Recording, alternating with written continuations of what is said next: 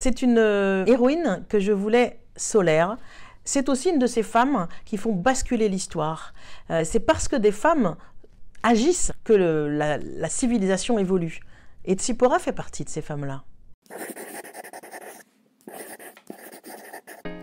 Je suis Muriel Zac, je suis écrivaine, j'ai publié plus d'une vingtaine de livres, beaucoup en littérature de jeunesse, quelques-uns en adulte, un peu de poésie aussi. Mes livres les plus connus sont les feuilletons de la mythologie grecque, le feuilleton d'Hermès, le feuilleton d'Artémis. Tout le monde m'attendait sur un 5e feuilleton mythologique, mais ce que je viens vous présenter aujourd'hui, c'est le feuilleton de Tsippora, le feuilleton d'un récit biblique en 100 épisodes. Tsippora est une jeune femme noire qui habite dans une tribu, dans le désert, le jour où un étranger arrive venu d'Égypte.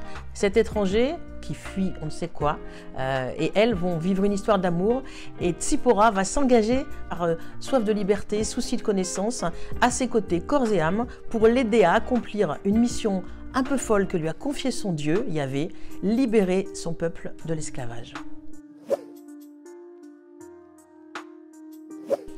La première personne qui m'a dit « il faudrait faire la même chose que vous avez fait avec les feuilletons mythologiques, mais avec la Bible », c'est la rabbine Delphine Horviller.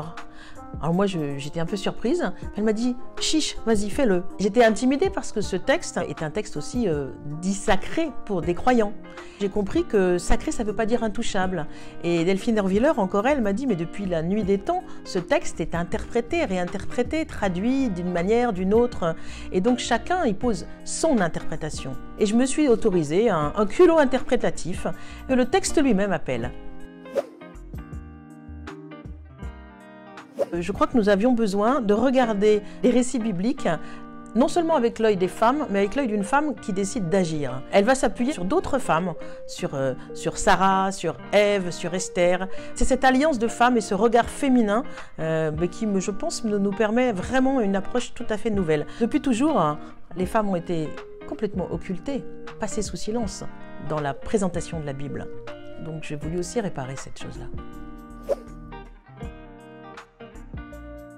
Je suis née dans une famille laïque.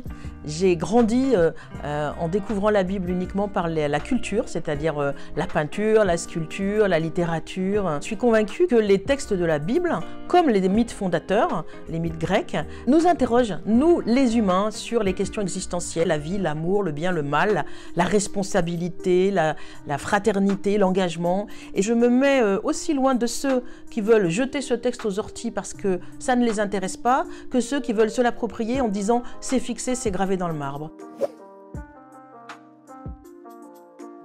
Une fois que je me suis libérée du fait que ça n'est pas écrit dans la Bible, rien n'est vraiment écrit, puisqu'en fonction des traductions nombreuses, différentes, parfois en fonction des obscurités, des contresens, des contradictions du texte, on a la place de tout interpréter, de tout comprendre et de poser notre propre regard. J'ai fait finalement avec ce texte-là, comme j'ai fait avec la mythologie grecque, où là aussi il n'y a pas une seule version, mais plein de versions multiples.